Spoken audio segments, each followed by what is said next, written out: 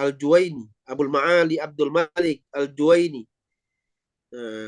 Ini beliau adalah salah seorang ulama di kalangan mazhab Syafi'i yang memiliki derajat yang tinggi. Ya, beliau ini derajatnya di bawah Imam Syafi'i langsung. Ya, beliau ini derajatnya di bawah Imam Syafi'i langsung. Apa kata beliau, Imamul Haramain?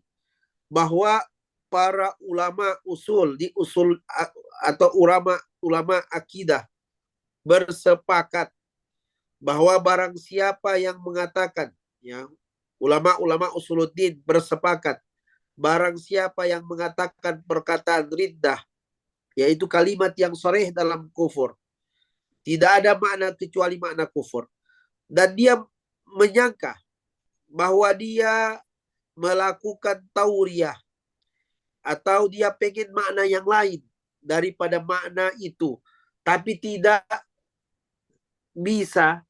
Dia pengen makna yang lain, tapi makna yang lain itu tidak mempunyai kandungan secara bahasa. Artinya jauh. Secara bahasa dia tidak sama sekali bermakna dengan apa yang dia maksudkan tersebut. Nah, apa kata Imam Junaid, Imam Al-Juwaini? Kufira zahirat wa batina. Bahwa orang kalau terjadi bagi dia hal tersebut, maka dia kufur, dikafirkan secara zahir maupun batin. Apa maknanya? Yaitu dia kafir menurut kita dan menurut Allah Subhanahu wa taala. Dan para ulama, ya, Al-Imam Al-Imam Juwaini mengikuti atau menyetujui apa yang dikatakan oleh para ulama usul tersebut, ya.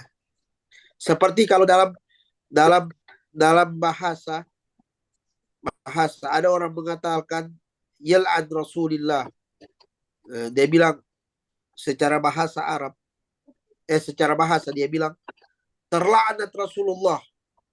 Kenapa langsung dia bilang, dikatakan sama dia, kenapa kau bilang Rasulullah laknat? Itu kufur. Ini sorry. Kemudian apa dia bilang? Oh, maksudnya saya Rasulullah itu bukan nabi, tapi maksud saya petir. Bukankah petir Allah, utusan Allah juga? Jadi dia bilang begitu, main-main. Atau serius, walaupun serius. Jadi dia jadikan itu namanya tauriyah. Dia maknakan dengan makna yang lain. Secara bahasa, petir tidak dikatakan Rasulullah secara bahasa. Maka ini keluar dari aturan bahasa.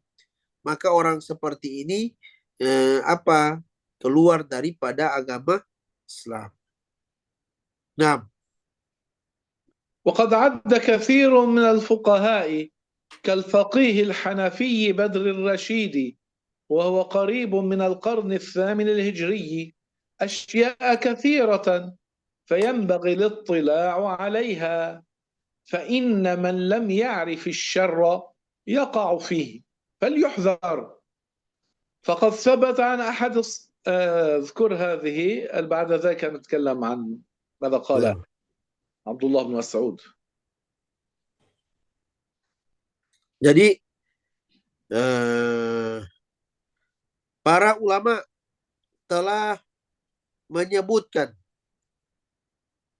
seperti salah satu ulama faqih dari kalangan mazhab Hanafi yang bernama Badrul Rashid, dan dia hidup sekitar dekat dengan abad ke-8 Hijriah. Beliau menyebutkan contoh-contoh yang banyak daripada kekufuran. Maka sepatutnya untuk ditengok contoh-contoh tersebut. Kenapa? Karena orang yang tidak mengetahui keburukan, kemungkinan besar akan jatuh kepada keburukan tersebut. Nah, فليحذر فقد ثبت عن أحد الصحابة أنه أخذ لسانه وخاطبه يا لسان قل خيرا تغنم واسكت عن شر تسلم من قبل أن تندم إني سمعت رسول الله صلى الله عليه وسلم يقول أكثر خطايا ابن آدم من لسانه. رواه الطبراني بإسناد صحيح من حديث عبد الله بن مسعود. ومن هذه الخطايا الكفر والكبائر. Nah, jadi telah sabit dari salah seorang sahabat yaitu Abdullah bin Mas'ud radhiyallahu anhu bahwa dia memegang lisannya, memegang mulutnya maksudnya, dan berkata, "Ya lisan, katakan yang baik-baik, maka engkau beruntung. Dan diamlah daripada keburukan, daripada kejahatan, sebelum engkau menyesal." Ya, karena saya mendengar, kata Abdullah bin Mas'ud, saya mendengar Rasulullah Shallallahu Alaihi Wasallam bersabda bahwa paling banyak dosa anak Adam itu daripada lisannya. Nah, di antara dosa-dosa tersebut apa? Kekufuran dan dosa besar. Nah, وفي حديث آخر للرسول صلى الله عليه وسلم أنه قال إن العبد لا يتكلم بالكلمة ما يتبين فيها يهوي بها في النار أبعد مما بين المشرق والمغرب. انتهى لفظ الحديث. رواه البخاري ومسلم من حديث أبي هريرة رضي الله تعالى عنه.